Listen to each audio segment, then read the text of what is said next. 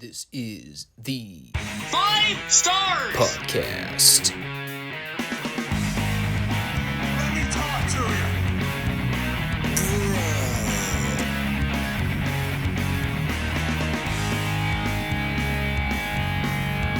This is such good shit.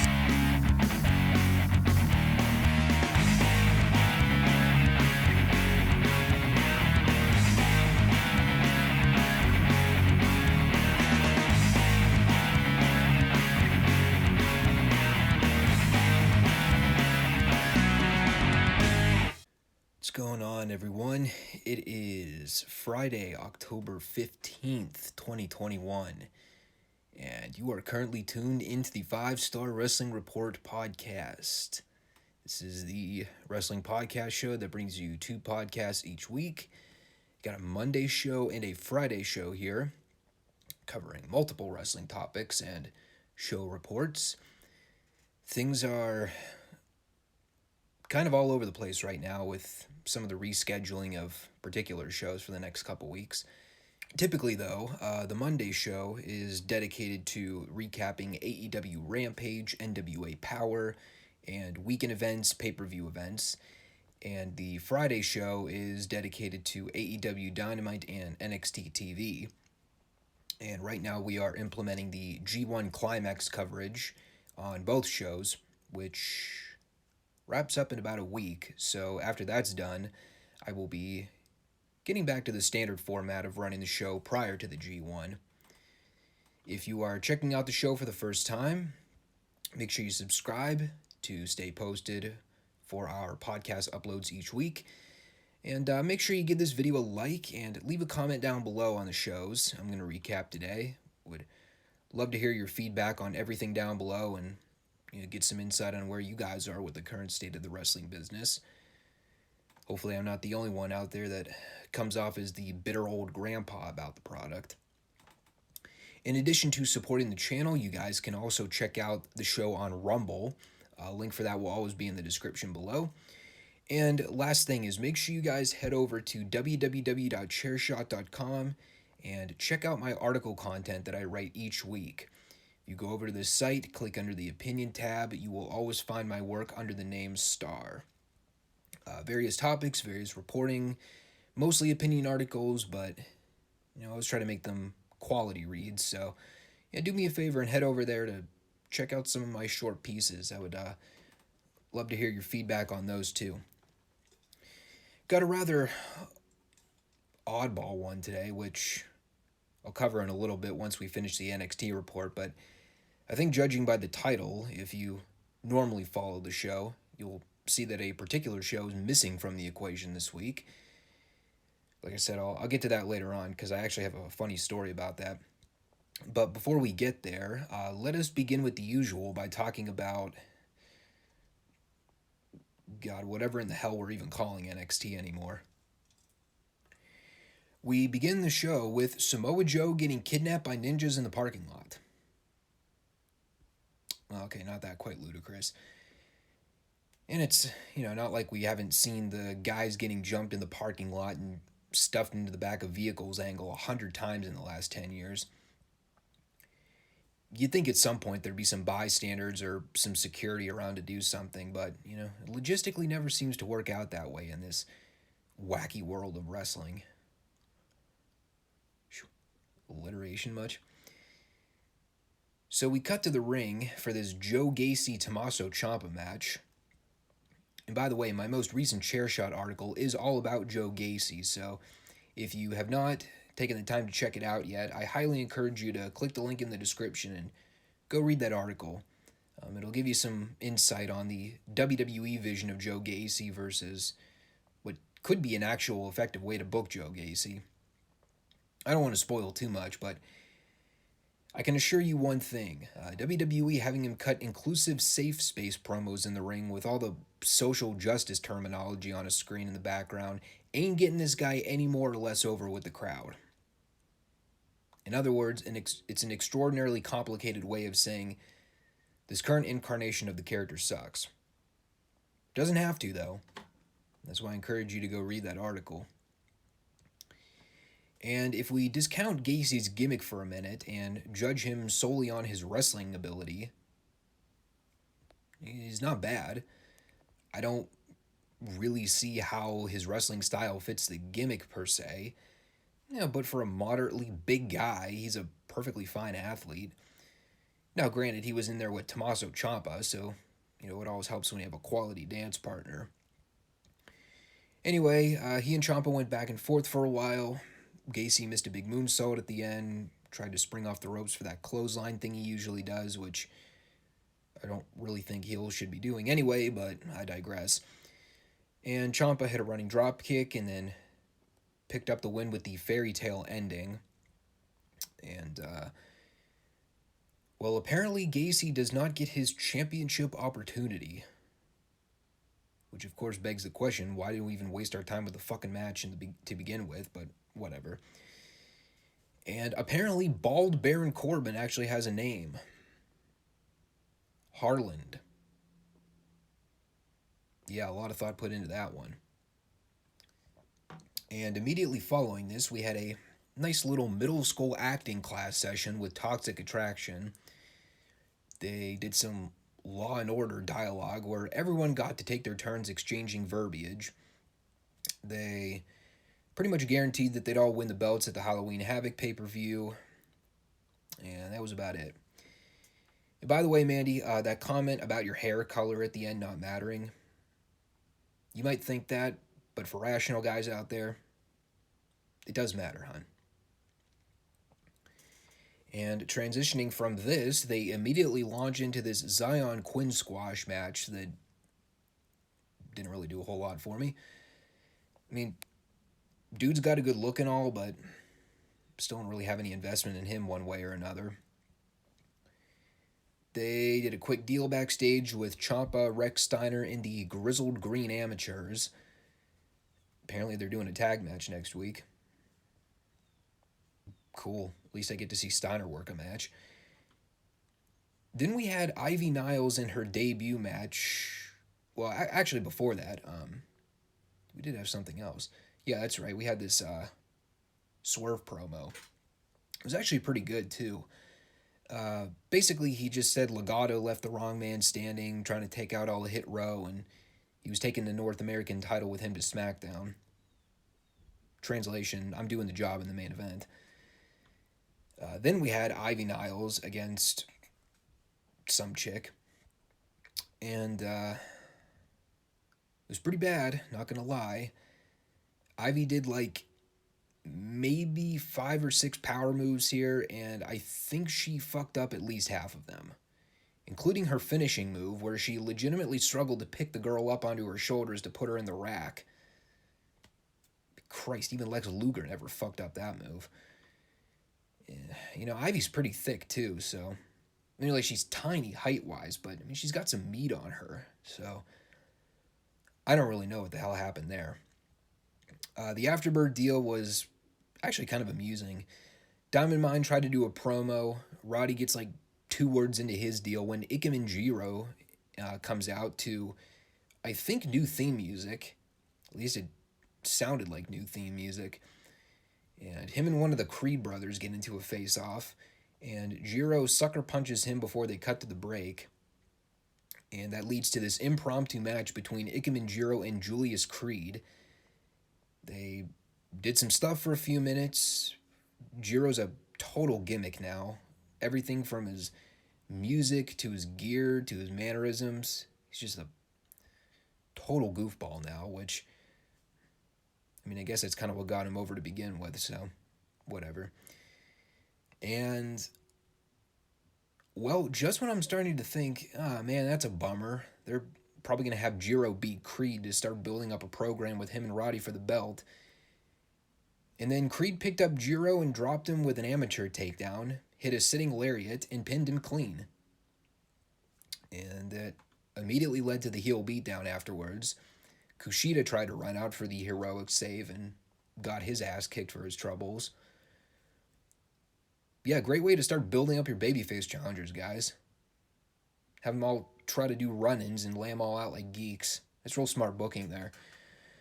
Although I will admit, seeing Kushida and Jiro as a team, That actually could be pretty entertaining. We had Kyle O'Reilly and Von Wagner versus Pete Dunne and Ridge Holland in a match that I can only imagine Kyle thinking in the back of his head, God, I cannot wait for my contract to expire. Oh, and by the way, too, fuck that stupid Lash Legend Talk segment they tried to air before this. How absurd. 3 of your top NXT guys playing second fiddle to a talk segment involving a new debutee that's been there for a cup of coffee. Give me a break. This was an adequate tag match, but my God, is it so hard to care about any of these matches. Heels worked over Kyle for a good chunk of it. Kyle eventually got the hot tag to Wagner. Yeah, try to wrap your head around that one for a minute. Kyle O'Reilly got the hot tag to Von Wagner. Fucking ludicrous. Things kind of broke down at the end. All I remember is that Wagner pinned Holland. And, I guess it'd be kind of hypocritical for me to hate on that, considering I just, sat here a week or two ago and talked about how, they need to be putting the young guys over some of these established names if they want them to matter or get over or have a chance of succeeding. I guess in the back of my head, I'm still waiting for the part where those wins are actually built up to and mean something of value, but whatever. At least we now know O'Reilly and Wagner can, in fact, coexist. We had another fantastic Andre Chase University skit, which may be, in fact, my favorite thing on this show right now. He recapped the whole thing with him moving Odyssey Jones's foot out from the ropes last week that cost him the match. Kind of the same deal here as last time, where one of the students calls out Andre for his bullshit and then he blows up on them. This week, that unfortunate soul was Brandon. Of course it was. Tells Brandon that he can go join Steve in the Dumbass Club. Yeah, Brandon, fuck you. Fuck your stupid meme chants. I really do like these skits, by the way. If NXT was just like 30 minutes of Rex Steiner squash matches and 30 minutes of Andre Chase being a dick to his class, I think I would enjoy this show so much more. Maybe you throw in the occasional Creed Brothers tag match. This show would be perfect. Duke Hudson wrestled Grayson Waller. We're on national television, people. Just in case you forgot about that. Duke won. That is all. And we had Indy Hartwell and Persia Parada. Whoever in the hell that is. Anyway, they faced Sarai and Amari Miller. Oh yeah, and Sarai, just another girl. Figured as much. Another 2-minute TV squash that I really don't have a whole lot to say about. Persia ended up hitting Amari with the F5, and Indy hit a springboard elbow drop for the 3. Kind of unfortunate that the index thing just kind of took a back seat all of a sudden. Figured maybe they would start airing skits of Indy and Dexter looking to buy a home so you can have Johnny climbing up their window every night to make sure they're not fucking. The show's basically a cartoon show now, right? Seems like it would fit right in with the theme. Anyway, we're not done here, because after this match, Io and Zoe come out so that Io can remind us that she doesn't like anyone. I feel like Io and I would get along pretty well, actually. And then Gigi and... oh, God, whoever the fuck the other girl is, I totally am blanking out on her name. They both came out, JC, that's her name. They came out, did a deal, and kickstarted a brawl, and it happened. Uh-oh. Looks like Cameron Grimes just discovered dating apps. Boy, is he in for a long, hard lesson about the female intuition. Apparently, I read a rumor, too, that he's getting some kind of makeover, which, I'm actually kind of looking forward to seeing what they do with that. And that brings us to our main event of Isaiah Swerve Scott and Santos Escobar for the North American title. Feud that honestly feels like it's been going on for months.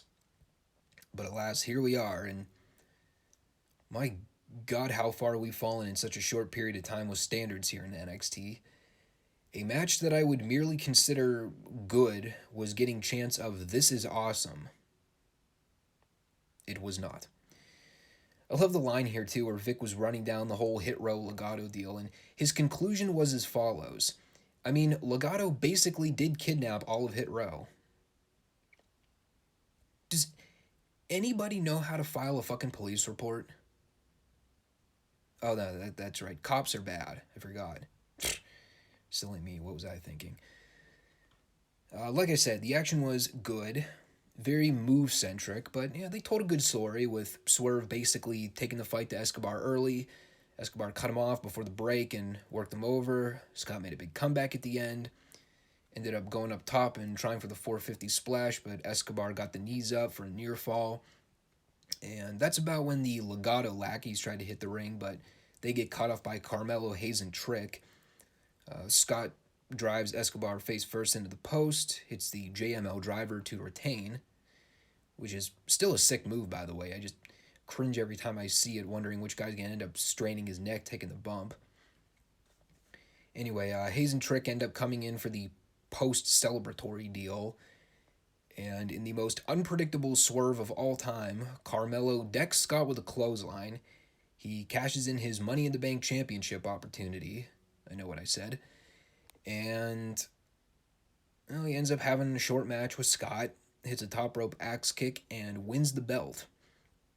And he gets to celebrate for all of like 15 seconds before they cut off air, which is pretty much the same thing that happened to Sammy when he beat Miro for the TNT title, and I complained that they immediately cut away after he won the belt. Same deal here. Really should have spent more time on that, but I mean, when you try to cram in 35 segments into 2 hours, you can't expect everything to be able to functionally breathe. And that was NXT. Spent quite a while going over where I stand with this show over the last couple weeks. So if you need further elaboration on that, you just watch my last few NXT recaps and you'll kind of see where I'm at with everything. I still stand by my comments that NXT definitely needed to change in terms of vision and direction and purpose. The thing is, like, I'm still not opposed to the notion of trying to get the show back to its initial roots of being seen as a strict developmental system. But the way they're going about it is just all over the map. They got way too much crap going on. Most of these new characters are just not resonating with anyone. With the exception of Rex Steiner, I just don't see any promising young guys making any major impact on the main roster in 4 or 5 years. I mean, Odyssey Jones could probably do something if they just quit booking him like a geek, but man, it's just, there's really not a lot of leverage with any of these new guys right now. And I don't want to get on a whole tangent again about this, but I feel like I just have to drive this point further.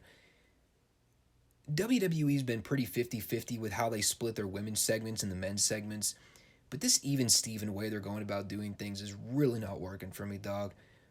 Like, it'd be one thing if you had the quality female talent to carry the show and justify that blank slate equalism formula of writing, but most of these women in NXT are just terrible. Like, Io's the best worker they have, but she alone cannot carry this entire division on her back. And the fact that she's taking a back seat right now at a Toxic Attraction tells you all you need to know. Like, if they had Bianca or Shayna or Bailey or even Rhea back in the picture, then I could justify them having more than 1 or 2 women's segments on each show. But when they're doing like 7 or 8 and they're all bad and the matches are lousy, I just can't get behind that. The best period for women's wrestling in NXT for me was right around that point when Shayna was the champion and she was smashing chicks every week.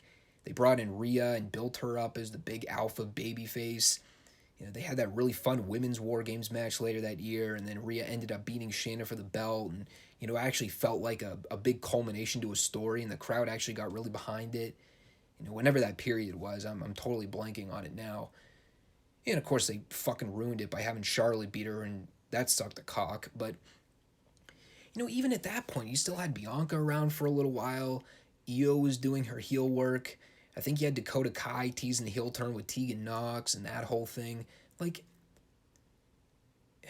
just so you all don't get the impression that I'm hating on women's wrestling or that I hate women in general, because, I know I spend copious amounts of time bitching about this kind of stuff. I'll just reiterate what I've said 100 million times so you can document this on paper. I am a big fan of women's wrestling when it's good.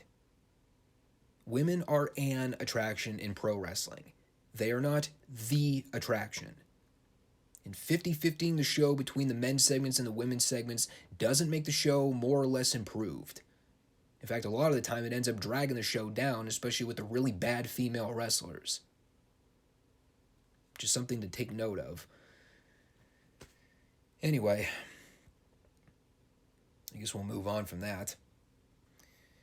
And I'm glad to know that I'm not the only one that forgot that Dynamite isn't airing on Wednesday, or for the next couple weeks, actually. I typically catch up on watching Dynamite the following morning after I DVR it, and, well, because I just do it subconsciously, I didn't even think to check the station before I hit record. So I go to hit play in the next morning, and what do I see? Hockey. Hockey? Fuck that, dude. That's for Canadians. I know my mom's a big fan of the Penguins, but, even I wasn't sure who the teams were that were playing here. I think it's isn't it like the, whatever they call it, Stanley Cup Finals or something like that? Or like playoffs, if they're even in the playoffs. I don't know. I don't follow sports. But anyway, that's not important. It looks like Dynamite is going to be airing on Saturday for the next couple weeks, which means basically the Friday podcast next week is probably just going to be NXT and the G1 finale, unless I, throw in something else there last minute. Haven't really decided on that yet. But that was a valuable lesson I learned. Always check to make sure the show you're DVRing is actually the show you want to watch. It also goes to show just how bad AEW was at promoting that over the last week. And like I said, I'm glad I'm not the only one that tuned in expecting Dynamite and was completely thrown for a loop when the show didn't air. But actually, that ended up working out incredibly well for this week because the G1 actually ran shows on the 12th, 13th, and 14th. And with Dynamite not airing, that gave me an extra couple-hour block in my schedule to watch the third G1 show that took place on the 14th. And, with the finals taking place next week, that'll give me a chance to talk a little more extensively about the G1 and just spend some time giving my overall impressions about the tournament and honestly just about New Japan in general. But, that's what we're going to spend the rest of this time talking about. So if you're not following the G1 or you don't care about New Japan, sorry about that, but just how things are going to go for this show. And we will begin by taking a look at Night 14, which took place on October 10th. And I will say one thing right out of the gate. It is a much better idea to watch these shows on 2 separate days instead of trying to cram them all into one sitting, much less 1 day's length. First of all, I don't have time to watch both blocks in 1 day, and I don't think I have the patience or the attention span for it either. Anyway, first tournament match of the night was Tamatonga versus Taichi. Taichi going in here with taped ribs, which pretty much made him the de facto babyface. Very simple match. Action was sufficient enough. I still have such a hard time getting into Taichi's matches, but he does seem to be regulating all the heel stuff I used to see him do. They actually ended up having a pretty fun little exchange toward the end where Taichi kept going for the Black Mephisto, but Tama would reverse it. And Tama ended up getting a frog splash for a near fall and ended up hitting the gun stun to seal the deal.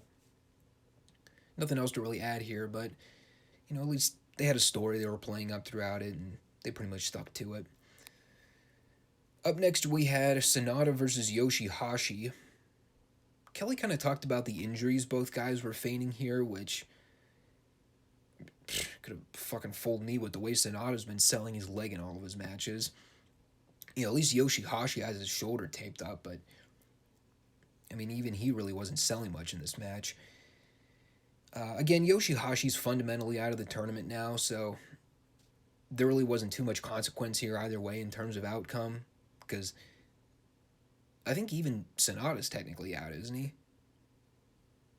I don't know. Because wasn't it this match that Kelly was basically talking about how the B block is basically down to Evil, Cobb, and Okada in terms of competition for winning the block? Maybe I heard that wrong. I mean, if I did basic math and looked at the brackets before I did these shows, it'd probably help me out in the long run, but I'm lazy. Match was moderately boring. They did a little bit of work on each other throughout by, going for the weak spots, but I mean, even so, it really didn't amount to much once they started building up to the comebacks. There was actually a spot toward the end where Sonata went for that springboard leap over the top to the outside, and not only did Yoshihashi move out of the way, but Sonata landed right on his feet, and he did not even bother selling the leg. So at that point, I kind of tuned out the whole idea of working the injury, because, I mean, neither guy was really making a concerted effort to sell anything. A couple false finishes toward the end. Sonata reverses Karma, a couple times actually. Hits some kind of draping DDT from the ropes, hits the moonsault to the back, and then finally puts him away with Skull End. Match went way too long for my money. I feel like that's kind of been a common theme with most of these Yoshihashi matches. Not really sure why they keep insisting on having his matches go as long as they do. Kazuchika Okada and Chase Owens was up next. I think their idea going into this one was teasing whether or not Chase was going to get the upset win over another one of the top guys in the block. So this match actually had some pretty big implications from a story point of view. I think maybe it would have had a little more gravity if they put it higher up on the card. I mean, God forbid even main event it, just to hint at it even more. But this actually ended up being a pretty good match by the end, especially the last few minutes. They basically played up the story toward the end where Owens kept trying for the package pile driver, but Okada would manage to escape at the last minute. And after they traded moves back and forth, Okada ended up locking in the money clip. And basically, instead of applying the hold from a kneeling position, he actually had Owens down on his stomach in a sort of like crossface hold. And that forced an immediate tap. So that was kind of cool. But yeah, they really milked a lot of false finishes here. It is kind of interesting that they keep varying the ways Okada wins his matches. Like, sometimes it's the Rainmakers, sometimes it's the Flash Pins, and now he's throwing in the money clip as another potential move too. So it definitely plays up a nice unpredictability factor of, what he might pull out of his bag of tricks, which may come in handy once he gets to Cobb in the finals. Hiroki Goto versus Evil. So I figured it out now. It only took me about 6 or 7 matches to come to this conclusion, but it indeed is a gimmick strictly associated with Evil. He has a designated spot in each of his matches where he takes out the timekeeper Abe. Again, I have to ask, as a rational human being looking at this from an HR perspective, why hasn't this man sued New Japan for unsafe working conditions? I really am wondering about that. Funny story about that too, actually. Actually, pretty much funny story about this whole match. I ended up having to stop to use the bathroom. Coincidentally enough, I always manage to find points in these shows where I need to take a piss break. It's all that goddamn water I drink. Anyway, so I had my Raycons in listening to this, and I didn't bring my phone with me into the bathroom, so I don't even remember where we were at this point in the match. Pretty early on, I think, but I'm sitting on the can, and Kelly's doing commentary, calling the match. And all of a sudden, I hear several loud clangs. Dick Togo's screaming like a wild banshee. Kelly's going crazy, saying Abe's been taken out again on the outside. I'm fucking dying listening to this while I'm trying to take this piss. I had no idea what was going on visually, but it was like easily one of the greatest moments for this G1 so far. Some of the best stuff I've experienced in the tournament, and all of it happened when I didn't see it because I forgot to take my phone with me when I went to use the bathroom. Anywho, the stuff I did see was mildly less entertaining than the stuff I didn't see. jot down every Bullet Club run-in deal you can possibly conceive of. And I'm sure it was present here in one way, shape, or form. They did a bunch of garbage toward the end. Togo ended up using the wire deal on Goto while Evil took the ref. Of course, the ref turns around and sees Goto dead in the middle of the ring. He's just like, wonder what happened there. Probably nothing out of the ordinary. And then Evil hit Everything is Evil for the lame 3 count. I mean, not that Goto winning would have made a lick of difference anyway, but I don't know. Maybe hoping for something different in an Evil match. Guess it's too much to ask for. I mean, I get why they're doing it. The idea is that Cobb might get fucked over in his semifinal match against Evil, so they want to keep people on their toes, expecting the bullshit finish. But after seeing the BS finish in every match, like, no one thinks it's a bit of an overkill. Anyway, the real meat and potatoes was the main event match with Jeff Cobb and Hiroshi Tanahashi. And even though Tanahashi is out of the G1 by now, this was still a pretty appealing match on paper. And a lot happened in this match, actually. It started pretty slow with Tanahashi basically playing chicken with Cobb and getting him all flustered to throw him off his game, which I kind of dug. Of course, Cobb's just a fucking machine, so he ended up taking advantage and going in for all the big powerhouse moves. They had Tanahashi work over Cobb's knee with a series of dragon screws, which put Cobb in a pretty big fault for a while, actually. A lot of high-intensity, flashy offense toward the end there, including a cool crossbody dive that Tanahashi did to the outside. Lots of false finishes in the closing moments. Cobb kills Tanahashi with a sick-looking F5, countering out of the high-fly flow attempt. And fast forward a little bit, Tanahashi tried for one last dragon screw, but Cobb tossed him overhead, snatched him up, and hit toward the islands to pick up the win. Pretty damn good main event match, all things considered. Wouldn't say I was blown away or anything, but probably Cobb's best match in the tournament to date. I know he had that unexpectedly good match with Yoshihashi earlier on, but this one definitely felt like a bigger fight. I definitely recommend you check this one out if you get a chance. They are... It's interesting. They're making Cobb a little more vulnerable at this point. So if you're kind of watching it on pins and needles, wondering, who's going to crumble first between Cobb and Okada, I think you'll definitely enjoy watching this one. That said, though, aside from the main event here, really isn't a whole lot going out of your way to watch. Okada's match with Chase Owens was pretty solid, but nothing I'd say you need to bend over backwards to go watch. So just check out the main event, and that'll pretty much suffice for this one. Moving on to night 15, which took place on October 13th. And skipping over the first couple prelim matches here, the first match that I watched on the show was Tomohiro Ishii and Yujiro Takahashi. And again, I think if I'm following the math here, Ishii basically needed to win here, and he needs to win on the final night of the A block to qualify for the finals. So they haven't totally eliminated him from the equation yet. And that's good because, up until about a week ago, the only real catch in the A block was the story they were culminating with Zack, just pretty much steamrolling everyone. But, you throw in Ishii and, I guess, Shingo into the equation as the top 3 guys in the running now, kind of makes things a little more intriguing. Especially considering Ishii's rough start in the tournament. As a match, I'd probably label this one somewhere around average at best. We did have a rather amusing line somewhere in here from Kelly after Yujiro bit Ishii's thumb, where he just casually goes, "Referee's making a real mountain out of a molar hill." Gotta love your dad jokes. I'll say this, Kelly is very Caucasian, but when I look at the state of commentary in wrestling today, he's probably at the top of the pecking order when it comes to quality play-by-play. Like, Taz is a good heel color guy, but I mostly get my enjoyment out of him watching him being a douche rather than his actual good commentary. There was a really nasty spot about midway through where Takahashi just picked up Ishii and kind of recklessly threw him into the corner buckle with a powerbomb. And Ishii just kind of smacked the back of his head off the pad, which didn't look good, I'll say that. She ended up making a comeback at the end, finally put Yujiro away with the brainbuster.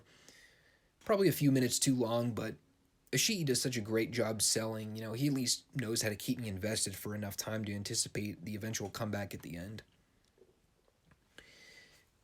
Then we had Kenta versus Tongaloa.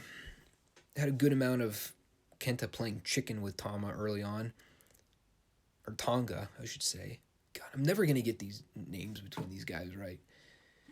Anyway, the whole chicken deal was actually kind of funny because most of it just consisted of both Kenta and Tonga yelling, "No, no, you come." And if you need further elaboration on why I thought that was funny, you obviously do not get guy humor.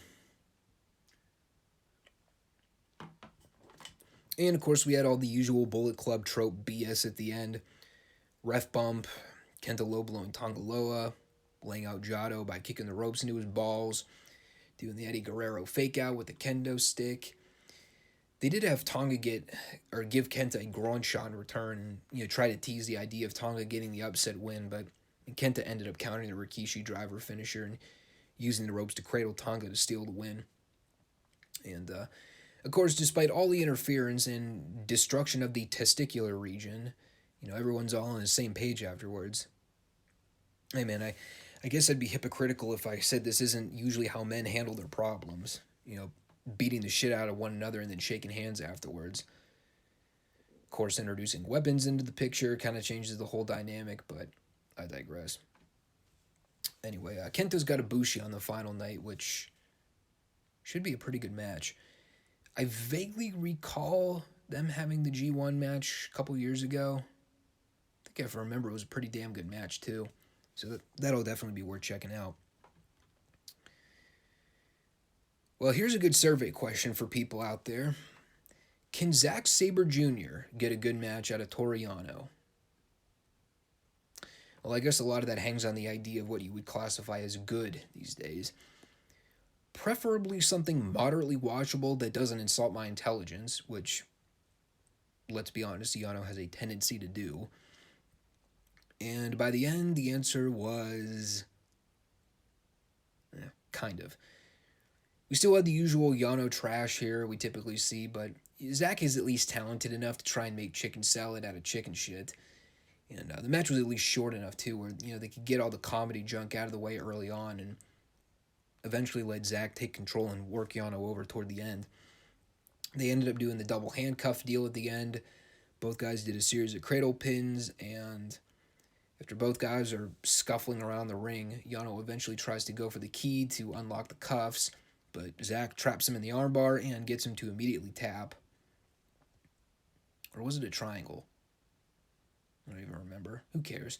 The point is, Zack won. That's all that matters. And that brought us to the main event of the Great Okan versus Shingo Takagi. Kind of a weird dynamic at play here where Shingo went in with taped ribs and Okan really didn't spend a whole lot of time working them over. Didn't really get that whole deal. I mean, it's essentially saying, dude, I see you got a vulnerable body part there. Yeah, fuck it. Let's just have a back and forth Haas fight. Generally, I would say the match was pretty good. Things definitely picked up by the end, but a whole lot of it was mostly Shingo just selling for a while. And like I said, not even necessarily selling the ribs. Definitely a different flavor of Okan match compared to what I saw him do with Ibushi a couple nights back. Again, though, Shingo going over was pretty telegraphed. And Kelly pretty much clarified that when he was running down all the possibilities of the way Shingo can still win the block and get to the finals. Pretty much just straight up spoiling the finish in the last 5 minutes of the match. But they ended up going ham on each other by the end, including a really sick spot where both guys went like full speed off the ropes and Okan just decked Shingo with a running clothesline. And it pretty much led to Shingo firing back with Made in Japan and finishing everything off with Last of the Dragon. Match did go just over 25, which kind of felt pretty long for me. They were definitely starting to lose me in the middle portion there, but I think once Shingo started making the comeback, they picked things up pretty drastically. I don't think it's anything you need to go out of your way to see, but if you like big dudes smashing other big dudes. You might find some enjoyment out of this one. Overall, pretty mediocre show, I would say. Nothing was bad on the show from what I saw, and you keep in mind I skipped over Ibushi's placeholder match and whatever they did for the opener. But, if you haven't been following the G1 and you're just looking for a single highlights or quick matches to check out when you're bored, check out the main event. Other than that, nothing else to really see here. And normally this is where I would be wrapping things up after running down both blocks in succession, but with the way things worked out with Dynamite this week, I'm going to throw in another freebie here. Got one last B block show to run down before we get to the finals for both blocks. Actually, no, I'm sorry. Monday's final show is, Monday's the final A block show, and then we'll have the finals later next week. Had some weird audio issues here toward the beginning for some reason. I was audibly catching the Japanese commentary dubbed over Kelly's commentary, which at first I thought, well, maybe I'm just hearing the echoing in the building when the crowd was more quiet. But there were still periods where the fans were clapping, and I was still noticeably hearing the Japanese commentary. It was really only present for the first couple minutes of the first block match. Strange. And speaking of first block match, it was Chase Owens versus Taichi engaging in a sumo fight. Why? Why not? Evidently enough, it didn't last all that long. Taichi just kind of tossed Chase to the outside, and they engaged in some outside shenanigans for a while. Other than that really weird way to open the match, everything else they did was perfectly fine. Taichi's still going in with tape ribs, so Chase ended up actually working that over for a good period. There was actually a cool angle they did here where Chase was giving Taichi a bunch of straight kicks to the ribs, and he kept calling for Miko to kiss him on the cheek, and every time she'd refuse, he'd give Taichi a more lethal blow. And they built the finish deal where Chase hit Taichi with the Bobby Eaton style leg drop off the top rope and hit the package pile driver for the 3. Nothing else to it, really. I was kind of surprised that Taichi didn't get much of a comeback here. The last few minutes of the match were pretty much just Chase beating him down and hit the V-triggers on him, hit the leg drop, hit the pile driver at the end, and the only thing I could think coming out of it was, wow, Taichi's sort of a geek, isn't he? That said, the only two matches that really mattered on the show tonight were Evil Jeff Cobb and Okada Tamatonga. Everything else was just kind of a peripheral entity at this point, so it was really hard to kind of care about anything else on the show until we got to the semi-main. Second match was Sonata and Hiroki Goto. Again, not a whole lot to say about it. It was a match. A lot of it was pretty back and forth, and sometimes that can make for a good match, but again, the consequences of who won and who lost here really didn't matter anyway. Lots of counters, reversals, flash pin combos at the end, and eventually Sonata was able to stack up Goto with one of his bridging pin deals. Now, Sonata does have his final G1 match against Evil, which definitely will be an interesting story. And this might kind of be a stretch, but considering that they have history as a team in LIJ, I think it's entirely possible Sonata ends up beating Evil on the final night. I mean, at least I think it would be probable. Yoshihashi, Hiroshi, Tanahashi was better than average. I think the main selling point here was, finding out whether or not Yoshihashi would finally get a win over Tanahashi, which I think Kelly said they had 4 outings and Tanahashi won all of them. But yeah, for the most part here, Yoshihashi dominated a lot of the action. Kind of dug the spot where both guys had leverage on each other and they kept exchanging between vertical suplexes and twist and shouts. They ended up having a really fun little back and forth at the end. Yoshihashi actually got several near falls on Tanahashi, but Tanahashi ended up taking control, hit a sling blade, hit the crossbody, and then finished things off with the high fly flow. Yeah, like I said, nothing to write home about, but they actually have a pretty good little side angle going on with these two right now.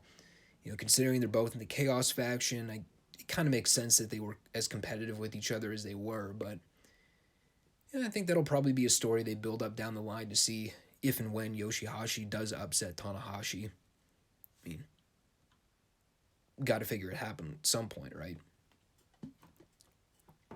Yeah, but like I said, though, this show was all about the semi-main and the main event. They're the only two matches that have any real value going forward, and the first of those matches that happened was Jeff Cobb and Evil. And obviously the big story here was finding out whether or not Evil and Togo would fuck Cobb over before his match with Okada in the finals to feed him his first loss. And speaking of said fucking, you pretty much presumed Evil and Togo were going to break out every trick in the book here, and, well, they didn't disappoint. Action ended up spilling to the outside early with Evil and Cobb basically taking chair shots while the ref was, taking a smoke break or something. But holy shit, we finally got a payoff to the story of Abe, the timekeeper, constantly getting plowed over in his matches thanks to Evil's assholery. Cobb ended up sitting Evil down at the table, put the ring bell hammer in his hand, grabbed Togo by the scruff of the neck, and he heaved Togo into the barricade, and Evil went ass over tea kettle. And it was a glorious payoff. I did kind of get a kick out of the spot, too, where Cobb picked up Evil over his shoulder to do the running turnbuckle deal he usually does. But instead of taking him from corner to corner, Cobb just goes, "Fuck you, Togo," and he goes to ram Evil into the apron, or to ram him off the apron. And yes, he ended up missing and ended up bumping the ref instead, which sucked. But the visual of it was still kind of funny. Anyway, before I get to the finishing sequence, we did have a rather long and absurd stretch of time where Togo and Evil were double-teaming Cobb, to which the only thing I could think the entire time the beatdown was happening was, I thought New Japan referee recovery rate bumps was like 30 seconds. Why is this beatdown going on for over a minute? Anyway, more garbage with Evil taking the ref, Cobb trying to make a comeback. Evil tries to go for the chair and swing at Cobb, but Cobb ducks, hits a big German, and then immediately follows up with Tour of the Islands to get the win. Finish was awesome, but that alone cannot cover for what a total unnecessary clusterfuck this was from start to finish. I know the only thing that mattered here was seeing Cobb winning, but I mean, come on, man. Like, I've seen Russo segments with less interference and run-in shit than this. Horrible. Kelly did point out on commentary, though, that Cobb is the first G1 participant to rack up 16 points. That's a pretty big stepping stone for him in terms of career mileage. And with Kelly being the New Japan stat guru, I'm sure he'll consistently pump that up in years to come. Anyhow, I mean, if you've been following the G1 journey from the beginning and you've been tracking Cobb's dominant record, you probably would want to check this out just to see Cobb thwart Evo and all the Bullet Club garbage. But, keep in mind while you're watching it, too, it's not necessarily going to be a spectacle or anything. And with Cobb in the driver's seat, that brings us to Kazuchika Okada and Tamatonga in the main event. And I think the best way I could sum this up is that they had a quality main event match that probably went about 5 to 10 minutes too long. But I think by the time they reached the finishing sequence, it did make up for the length issues. Because I'll be honest, up until the last few minutes, I really had a hard time getting into this. There was that subconscious part of me that was thinking, I honestly wouldn't be that surprised if Tonga got the upset win here. But, then there's the other part of me that was contemplating it, wondering maybe it would be a better idea to have Okada go over and face Cobb with both guys having unbeaten records in the G1. So, essentially, it's a long-winded way of saying I was really just anticipating the finish here. And I think that's where the argument comes in that I thought this match just went way too long. But they both tried some stuff here. Okada controlled a lot of the action early on, and Tama struggled to really gain any kind of momentum. Things ended up turning around once he took control of Okada from the outside. They ended up just surpassing the 20-minute point when Tama started firing back on Okada. Ended up countering a couple Rainmaker attempts. Of course, the other deal they were playing up at the end was Okada reversing the gun stun several times, which kind of forced Tama to pull out another bag of tricks. And, well, the finish here was Okada going for that Michinoku driver he usually does, but Tama ends up reversing it into something resembling a gun stun. Okada kicks out of that.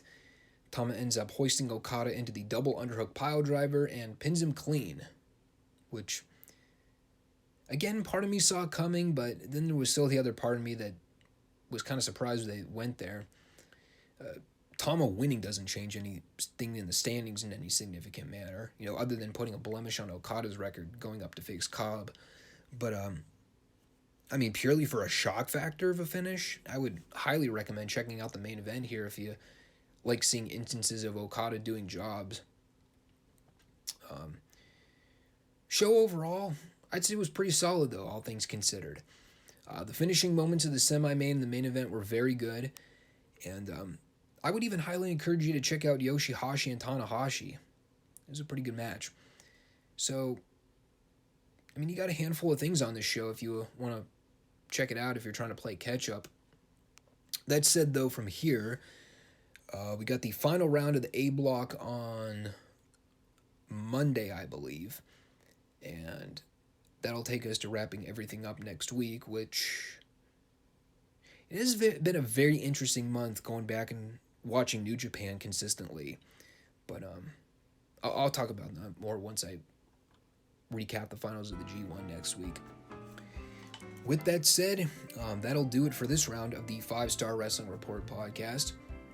If you want to support the channel and you want to stay posted for future uploads here, make sure you guys subscribe and click the bell icon to stay updated on the 2 weekly podcasts we host here on YouTube.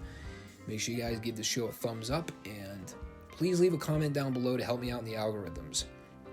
I would greatly appreciate any and all support from new and returning viewers. Until Monday, where, God, is that going to be a wild show. Very AEW heavy the next 2 Monday shows. I'm trying to pack in Dynamite and Rampage on back-to-back watches. I'll have a bottle of whiskey on standby just in case. Take care, all. Peace out.